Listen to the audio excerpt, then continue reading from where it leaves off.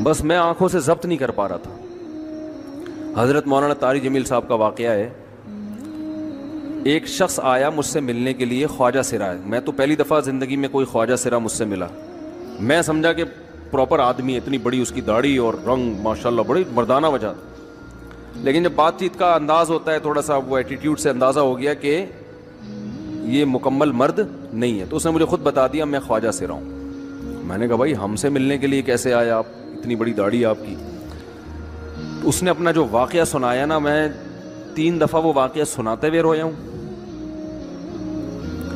اور جب وہ سنا رہا تھا اس وقت میرے آنکھوں سے آنسو نکل رہے تھے. اس نے یہ ابھی بھی میرا بیان سنتا ہے. اس نے واقعہ سنایا کہ میں جب پیدا ہوا تھا نا تو میں خواجہ سرا تھا. گھر میں ایسا بچہ پیدا ہو جائے والدین کی طرف سے عزت نہیں ملتی. جب 10-12 سال کا ہوا تو نہ بھائی مجھے عزت دے رہا ہے اور نہ میرا والد مجھے عزت دے رہا ہے. میں بھائی کے ساتھ کہتا ہوں مجھے باہر لے کے جاؤ تو وہ کہتے ہیں لوگ میرا مذاق اڑائیں گے تمہیں دیکھ کے. ظاہر ہے اس کی حرکتیں تھوڑی زنانہ لڑکیوں والی حرکتیں ہوتی ہیں. اور والد بھی کہیں محفلوں میں نہیں لے کے جا رہے, ایک مذاق اڑایا جاتا ہے. کہنے ایک دفعہ میں کہیں گزر رہا تھا تو یہ جو ہوتے ہیں نا خواجہ سراؤں کی پوری ایک جماعت تھی, انہوں نے مجھے پہچان لیا, دیکھا اتنا اچھا. اس وقت نہ اس کی داڑھی اور یعنی اس میں خواتین والی ہی علامتیں تھیں زیادہ. تو انہوں نے مجھے کہہ رہے ہیں اتنی عزت دی, کھانا کھلایا اور اپنے گرو کے پاس لے کر گئے. اور گرو نے کہا کہ تم ہمارے ایجنٹ بن جاؤ, ہم تمہیں پھر اب ڈانس ماس کروائیں گے, آدھے تمہارے آدھے ہمارے, جو بھی اس کا سیٹ. کہہ رہے مجھے پہلی دفعہ کہیں عزت ملی. تو لیکن میرے ابا کو پتہ چل گیا تو ابا نے لا کے طبیعت سے کوٹ دیا, ٹھیک ہے نا, کہ دوبارہ ان میں نہیں بیٹھنا. ٹھیک ہے ہم نے توبہ کر لی بھائی, یہ برے لوگ ہیں, ڈانس ماس اچھی چیز نہیں ہے, ٹھیک ہے. تو اب کیا ہوا, کہتے ہیں کہ پھر جو ہے نا کچھ دنوں میں کہیں کسی سے جھگڑا میرا ہوا کسی بات پہ, تو اس نے انتقام لینے کے لیے شکایت لگا دی ابا کو کہ یہ دوبارہ ان کے پاس گیا, حالانکہ وہ جھوٹی شکایت تھی. اب ابا کو لگا کہ یہ صحیح کہہ رہا ہے جس نے شکایت لگائی ہے, کیونکہ شبہ تو تھا نا ابا کو دوبارہ جائے گا. ابا نے پھر مارا.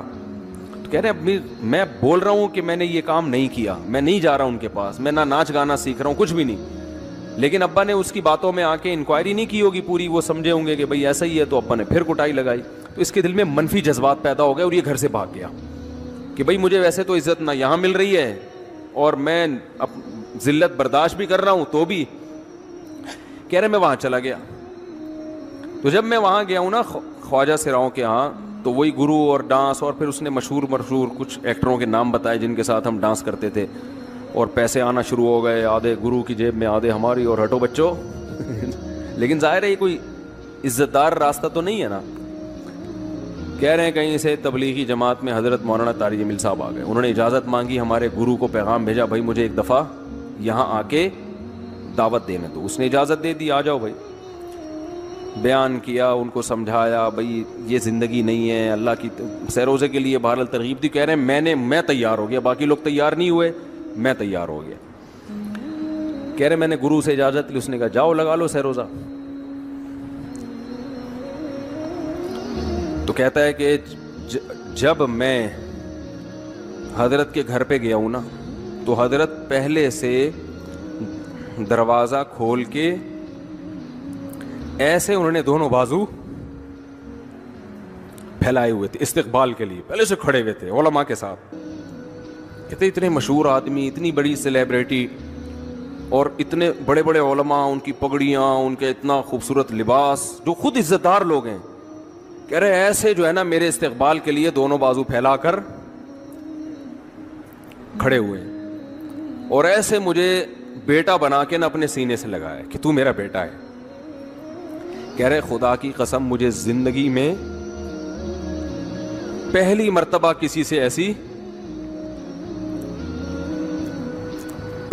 ایسی عزت ملی مجھے کسی سے, اور اس عزت دینے میں مولانا کا کوئی مفاد, بولو بھائی, کچھ بھی, بلکہ ذلت ہو گئی نا. لوگ کہتے ہیں خواجہ سرا کو بیٹا بنایا ہوا ہے, اور اس وقت تو اس میں بیچارے میں کچھ زنانہ سی علامتیں بھی تھیں. تو خواجہ سرا کو کیا دے رہے ہیں, عزت دے رہے ہیں. کیا کسی تاجر پہ محنت کرو تو تھوڑا چندہ دے دے گا مدرسے کو, ایسا ہی ہے نا. اور کسی افسر پہ محنت کرو تو تعلقات کیا ہو جائیں گے, جب وہ دین پر آئے گا تو اس سے کیا فائدہ. اس کو تو باپ ایسے ان لوگوں کو ریجیکٹ کر دیتے ہیں, بھائی اپنانے سے کہہ رہے مجھے یہ اپنا رہے ہیں, ایسے سینے سے لگایا انہوں نے, اور مجھے سہروزے کی جماعت میں اپنے ساتھ لے کر گئے, کھلاتے تھے, بڑا خیال رکھوایا میرا.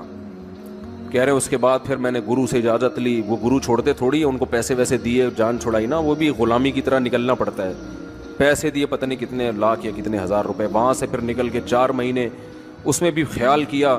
تو پھر تبلیغ کے بزرگوں سے ملا, پھر انہوں نے پورا مجھے بتایا کہ بھائی تم یہ علاج کرو تاکہ تمہارے اندر یہ زنانہ علامتیں ختم ہو. تو وہ علاج کر رہا تھا ماشاءاللہ, اس انجیکشن لگے, انجیکشن میں ڈاکٹروں کی بھی مدد کروائی.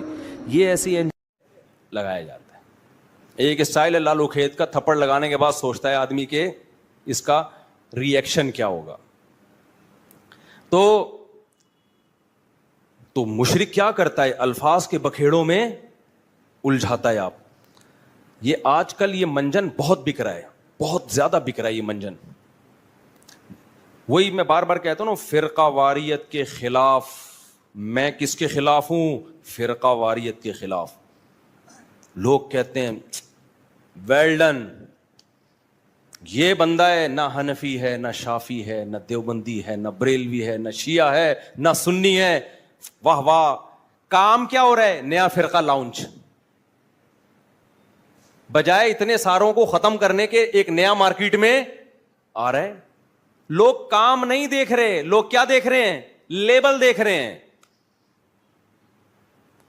تو بھائی ہم تو یہی چیخ چیخ کے تھک گئے, اللہ کے بندو لیبل مت دیکھو, کام دیکھو. دیکھو تبلیغ والے فرقہ واریت کے خلاف ہیں, کام سے پتہ چلتا ہے خلاف ہیں. تبلیغ والے یہ کر سکتے تھے, ایک رائمنڈ میں اجتماع کرتے, ہمارا کوئی فرقہ نہیں ہے, حنفی بھی غلط, شافی بھی غلط, مالکیہ بھی غلط, حنبلی بھی غلط, دیوبندی بھی بول لو نا یار غلط, بریلوی بھی غلط, شیعہ بھی غلط, سنی بھی غلط, اہل حدیث بھی غلط. حاجی عبد الوہاب صاحب رحمۃ اللہ سے پوچھتے حضرت صحیح کون ہے؟ صحیح صرف ہم, کیونکہ ہمارا کوئی فرقہ نہیں ہے. سمجھ میں نہیں آ رہی بات؟ پھر اس جماعت میں جب کوئی آتا, پھر حاجی عبد الوہاب صاحب کی قرآن و حدیث کی روشنی میں اپنی ایک نئی نماز آتی مارکیٹ میں, ٹھیک ہے نا, سمجھ رہے ہو, جو نہ حنفیوں سے میچ کر رہی ہوتی نہ شافیوں سے میچ کر رہی ہوتی. کچھ نئے مسائل آتے جو پوری امت سے الگ ہوتے, کیونکہ پوری امت تو گھاس کھا رہی تھی اب تک. آپ پھر قواریت کے خلاف. پھر جب کہتے حضرت یہ تو ابو حنیفہ بھی اس کے قائل نہیں ہے, آپ کوئی نیا مسئلہ مارکیٹ میں لے کر آئے ہیں, یہ تو اجماع امت کے خلاف ہے. وہ کہتے ہیں میں کسی کو نہیں مانتا, میں صرف قرآن کو اور حدیث کو مانتا ہوں, اور سہروزے کی جو جماعتیں میں نکالوں گا ان جماعتوں میں یہی سکھایا جائے گا کہ صرف قرآن حدیث, اور قرآن حدیث کا مطلب یہ ہوگا کہ باقی سارے کیا ہیں؟ غلط. قرآن حدیث کو تو سب مانتے ہیں, لیکن قرآن حدیث کو اس طرح سے ماننا کہ باقی سب کو کیا کر دینا, کہ باقی سب گھاس کھا رہے تھے, وہ تورات انجیل پر عمل کر رہے تھے, ہم کیا کر رہے ہیں؟ ہم ہیں جو قرآن و حدیث کو لے کر آئے ہیں. تو تبلیغی جماعت سے بڑا فرقہ پھر دنیا میں نہیں ہوتا. پھر حاجی عبد الوہاب صاحب سے جب اختلاف ہوتا کسی اور بزرگ کا, تو ایک فرقہ 2 فرقوں میں ڈیوائڈ. پھر کسی اور کا اختلاف ہوتا تو 4 فرقے, پھر 8. اب تک تبلیغی جماعت کے 48,000 فرقے بن چکے ہوتے. سب کا یہ دعویٰ ہوتا کہ ہمارا کوئی فرقہ نہیں ہے. کام فرقہ پرستی کا ہوتا, لیبل امت کے اتحاد کا لگتا. تبلیغ والوں نے کام کو فوکس کیا, لیبل کو فوکس نہیں کیا. نہیں آ رہی بات؟ اب میں بتاتا ہوں تبلیغ والوں نے کیسے فرقہ واریت ختم کی ہے.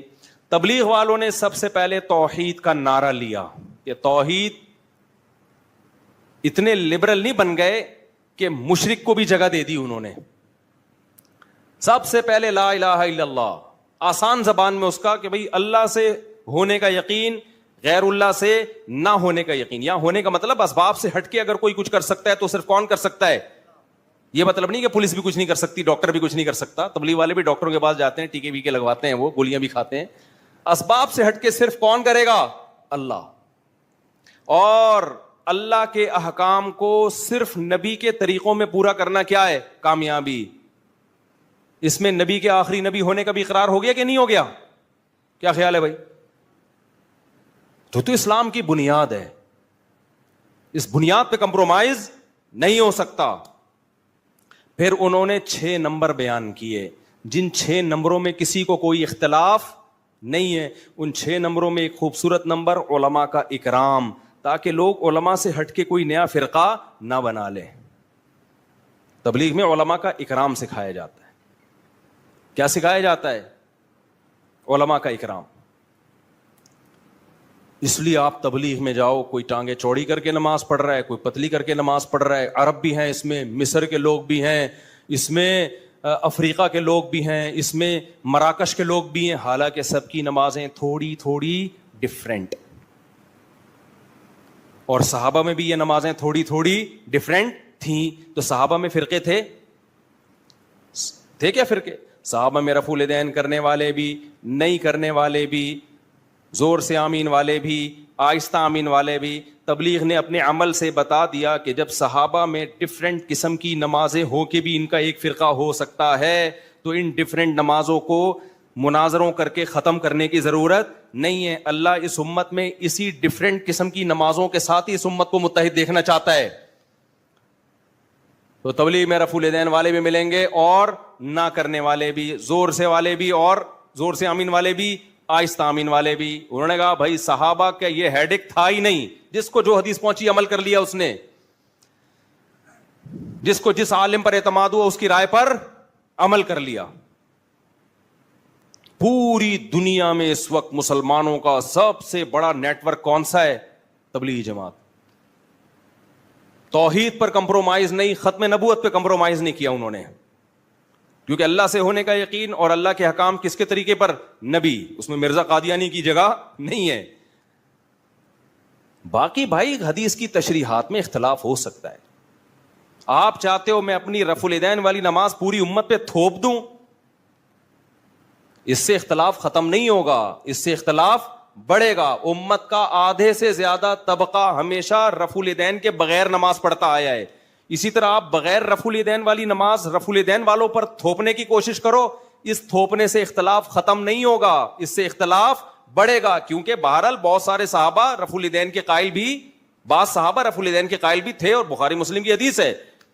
اختلاف اس میں کہ آخری دم تک کیا کہ نہیں کیا, تو اختلاف ختم نہیں ہو سکتا. تو اگر آپ ایک نماز بھی تھوپو گے دوسرے پر, تو اس سے لیبل اتحاد امت کا لگے گا. کام کیا ہوگا؟ اختلاف امت کا. تو تبلیغ نے لیبل نہیں لگایا, تبلیغ والوں نے کیا کیا ہے؟ کام کر کے دکھایا ہے. اور آج بہت سارے اسکالر اتحاد کا لیبل لگا رہے ہیں, کام کر رہے ہیں امت کو توڑنے کا. اور جتنے نئے فرقے بنے ہیں نا, جنہوں نے چاروں مذاہب کو ختم کرنے کی کوشش کی ہے کہ بھئی حنفی, شافعی, مالکی, حنبلی, یہ چاروں غلط, ایک پہ آ جاؤ, ان کے 4 سے بھی زیادہ فرقے ہوئے ہیں. سمجھ رہے ہو؟ ان کے درجنوں فرقے ہوئے ہیں پھر, یعنی وہ جمع نہیں ہوئے. ہونا تو یہ چاہیے تھا چاروں کو ایک بنا دیا جاتا نا, یا 4 تک رہنے دیا جاتا. جب انہوں نے یہ کوشش کی کہ 4 کو ختم کر کے ایک پہ لائیں, تو کوشش کرنے والے خود درجنوں میں بٹ گئے. اب میں نام نہیں لینا چاہتا ان فرقوں کے کہ یہ فرقہ, وہ وہی پھر نفرتیں پھیلتی ہیں اور کچھ بھی حاصل نہیں ہوتا. ہیں کھانا کھاتے ہیں, اسباب کی بالکل نفی کرتے ہیں, گھر بار کی پرواہ نہیں کرتے, سب چھوڑ کر صرف توکل پہ چل رہے ہوتے ہیں, اور قرآن اور مستند احادیث چھوڑ کر فضائل اعمال پڑھتے ہیں, جس میں متعدد ضعیف روایات ہیں, اور جو روایات اللہ کے راستے یعنی جہاد سے متعلق ہیں ان کو تبلیغی جماعت پر منطبق کرتے ہیں. براہ کرم ان اشکالات کا جواب دیجئے. معاذ صاحب کراچی سے. معاذ صاحب نے بہت سارے سوال کیے ہیں. پہلا سوال یہ کہ یہ لوگ مسجد میں قیام کرتے ہیں, مسجد میں سوتے ہیں. تو بھائی مسجد میں قیام کرنا بھی جائز ہے, مسجد میں سونا بھی جائز ہے. حضرت علی رضی اللہ تعالیٰ عنہ مسجد میں ہی تو آرام فرما رہے تھے جب رسول اللہ صلی اللہ علیہ وسلم ان کے پاس گئے, تو مسجد نبوی کی مٹی آپ کے رخسار مبارک پہ لگ گئی تھی, تو اسی پہ نبی صلی اللہ علیہ وسلم نے ابو تراب سے آپ کو خطاب کیا ہے, مٹی والے. حضرت عمر نے ساری زندگی کے لیے اپنی کنیت ابو تراب ہی کر دی. تو ہاں, صرف سونے کے لیے مسجد میں جانا, گپے مارنے کے لیے مسجد میں جانا, یہ ٹھیک نہیں ہے. تو تبلیغ والے گپے مارنے کے لیے تو نہیں جاتے نا, وہ تو دین کی تبلیغ کے لیے جاتے ہیں, تو جائز ہے. سونا بھی جائز ہے، قیام کرنا بھی جائز ہے، اعلان کرنا بھی. اعلان بھی کوئی بچوں کی گمشدگی کا اعلان تو نہیں کر رہے ہوتے کہ ایک بچہ نیلے رنگ کی لیکر اور پیلے رنگ کا بنیان پہنا ہوا ملا ہے، جن صاحب کا ہو آ کے لے جائیں. تو وہ تو دین کا اعلان کر رہے ہوتے ہیں، تو کوئی حرج نہیں ہے اس میں. رہا یہ مسئلہ کہ کھانا کھاتے ہیں تو مسجد میں کھانا کھانا بھی جائز ہے، ناجائز ہونے کی کوئی دلیل نہیں ہے. ہاں مسجد کے آداب کا خیال کر کے کھانا کھانا چاہیے. اعتکاف والے نہیں کیا کھانا کھاتے مسجد میں، اسباب کی بالکل نفی کرتے ہیں. وہ اچھا یہ کہتے ہیں اسباب کی نفی کرتے ہیں، یعنی اللہ سے ہوتا ہے، اللہ کے علاوہ سے نہیں ہوتا. تو یاد رکھیں تبلیغ والے جب یہ کہتے ہیں نا اللہ کے علاوہ سے نہیں ہوتا، تو اس کا مطلب یہ ہوتا ہے کہ اصل کرنے والا اللہ ہے. وہ یہ نہیں کہتے کہ اسباب اختیار نہ کرو. اسباب اختیار تو کرتے ہیں، تبلیغ والے بھی تو اسباب اختیار کرتے ہیں. رائے میں ڈاکٹر بھی بیٹھے ہوئے ہوتے ہیں، کوئی بیمار ہو جائے گا تو ڈاکٹر اس کا علاج کریں گے. سیکیورٹی کا انتظام بھی ہوتا ہے، پانی کا ٹینک بھی ہوتا ہے. اگر وہ اسباب کی بالکل نفی کر رہے ہوتے تو وہ کہتے کہ نہ ہمیں پانی کی ضرورت، نہ واش روم کی ضرورت، بیت الخلا بھی اللہ کرا دے گا اور جناب وضو بھی اللہ کرا دے گا، پانی کی ضرورت نہیں ہے. اور باہر جو ہوٹل بنے ہوتے ہیں کھانے کے ان کو بھی اڑا دیتے کہ چلو یہاں سے جاؤ، یہ سارے لوگ اللہ سے مانگیں گے، آسمان سے دسترخوان اترے گا. تو ہر چیز کا ایک مطلب ہوتا ہے. تبلیغ والے جب یہ کہتے ہیں کہ اللہ سے ہوتا ہے، اللہ کے علاوہ سے نہیں ہوتا، اس کا مطلب یہ ہے کہ اللہ کے علاوہ سے جو ہوتا ہوا نظر آ رہا ہے اس میں بھی کرنے والی ذات اللہ کی ہے. تو اس لیے اصل نظر اللہ پہ رکھو. اسباب اختیار کرو مگر دل میں یہ عقیدہ رکھو کہ ان اسباب میں جان اللہ ڈالے گا. اللہ نہیں چاہے گا تو پوری دنیا کے بھی اسباب اختیار کر لیں کچھ نہیں ہوگا. تو یہ اصل کانسیپٹ ہے تبلیغ جماعت والوں کا، اور یہ بالکل شریعت کے عین تقاضوں کے مطابق ہے. ہاں کوئی عامی آدمی جس کو علم نہ ہو وہ اسباب کی بالکل یہ نفی کر دے اور وہ کہے کہ دکان چلانی نہیں ہے بس اللہ رزق دے گا، تو پھر تبلیغ کے اکابر اس سے بری و ذمہ ہیں. وہ اس کا اپنا مسئلہ ہوگا، اپنا ذاتی وہ ہوگا. وہ تبلیغ والے جو علماء ہیں وہ ایسی باتیں نہیں کرتے، یا ان کا یہ کانسیپٹ نہیں ہے. تو اسباب سے ہونے کا مطلب کیا ہے کہ یعنی اسباب سے نہ ہونے کا مطلب یہی ہے کہ جیسے وہ ایک مثال بھی دیتے ہیں نا کہ آگ کا کام ہے جلانا، لیکن ابراہیم علیہ السلام کو آگ میں ڈالا گیا تو آگ نے نہیں جلایا. اس سے پتہ چلتا ہے جلاتا اصل تو اللہ ہے. اب اس سے تبلیغ والے کبھی یہ ترغیب نہیں دیتے کہ آپ بھی آگوں میں چھلانگ لگایا کرو، یا چولہا گھر میں جل رہا ہو تو چائے کا برتن رکھنے کے بجائے دودھ اور پتی کھا کے خود اس چولہے پہ بیٹھ جایا کرو تو اللہ اپنی مرضی سے تمہیں بچا لے گا. تو کبھی بھی نہیں ایسا کہتے بھائی آگ سے دور بھاگو. تو اس کو سمجھنا چاہیے کہ وہ کیا وہ ذہن بناتے ہیں کہ اللہ پہ اعتماد کرو، اللہ پہ توکل کرو، اسباب اختیار کرو مگر نظر کس پہ رکھو؟ اللہ پہ. یہ مقصد ہوتا ہے اس کا. اور یہ جو آپ نے بات کی ہے کہ جی وہ یہ کہتے ہیں گھر کی بار کی پرواہ نہیں کرتے، یہ بھی غلط ہے. کہتے ہیں سب چھوڑ کر صرف توکل پہ چل رہے ہوتے ہیں. کچھ لوگ ایسا کرتے ہیں، بالکل کرتے ہیں، میں نے بھی دیکھا ہے. بیوی بچوں کی تربیت کی بھی فکر نہیں ہوتی، ان کے بزنس کی بھی، کاروبار کی بھی، کھلانے کی بھی فکر نہیں ہوتی. چلے کے لیے نکل گئے، 4 مہینے کے لیے نکل گئے، پیچھے بیوی بچے دھکے کھاتے پھر رہے ہیں، کھانے کو نہیں ہے. یقیناً کچھ لوگ ایسا کرتے ہیں، مگر یہ کچھ لوگ تبلیغ کے اکابر کی اجازت سے نہیں کر رہے ہوتے. میرا خود تجربہ ہے، کراچی اجتماع میں ایک شخص آیا، یونیورسٹی میں پڑھ رہا تھا، بزرگوں کے پاس گیا کہ میں وقت لگانا چاہتا ہوں، 4 مہینے کے لیے جانا چاہتا ہوں. میں خود اس کا گواہ ہوں. ان کو مشورہ دیا تبلیغ کے اکابر نے کہ پہلے آپ اپنی تعلیم یا امتحان مکمل کر لیں کیونکہ یہ آپ کا ورنہ ادھورا رہ جائے گا. اسے جیسے ہی کمپلیٹ کریں پھر آپ 4 مہینے کے لیے نکل جائیں. بعض دفعہ تو رائے سے واپس کیا جاتا ہے. پھر یہ بھی پوچھا جاتا ہے کہ وہ اگر بتائے نا کہ میرے گھر میں کوئی کھانے کا ذریعہ نہیں ہے، آمدن کا ذریعہ نہیں، بس میں اللہ توکل نکل رہا ہوں، تبلیغی اکابر کبھی بھی اس کو نہیں جانے دیتے. تو اگر کوئی جا رہا ہے تو وہ خود سے کر رہا ہے یہ کام، آپ اس کو تبلیغ کے کھاتے میں نہیں ڈال سکتے. اچھا بھائی، اور یہ جو کہہ رہے ہیں کہ قرآن اور مستند احادیث کو چھوڑ کر فضائل اعمال پڑھتے ہیں جس میں متعدد ضعیف روایات ہیں، یہ بات بھی غلط ہے. فضائل اعمال میں زیادہ تر احادیث صحیح ہیں، ضعیف حدیثیں کم ہیں. اور جو ضعیف حدیثیں ہیں بھی تو وہ مسائل کے بارے میں نہیں ہیں، وہ فضائل کے بارے میں. بہت بڑے بڑے علماء محدثین گزرے ہیں جن کا یہ کانسیپٹ تھا کہ ایک عمل کی فضیلت اگر صحیح حدیث سے ثابت ہو تو اس کی فضیلت کو 4 چاند لگانے کے لیے ضعیف حدیث پیش کی جا سکتی ہے. یہ تو بہت زیادہ ہے. تبھی حدیث کی کتابوں میں صحیح حدیث کے ساتھ ضعیف حدیثیں بھی بھری ہوئی ہیں. تو وجہ اس کی یہی ہے کہ بھئی اس سے کوئی شرعی مسئلہ ثابت نہیں ہو رہا. فضائل اعمال مسائل کی کتاب تو ہے نہیں.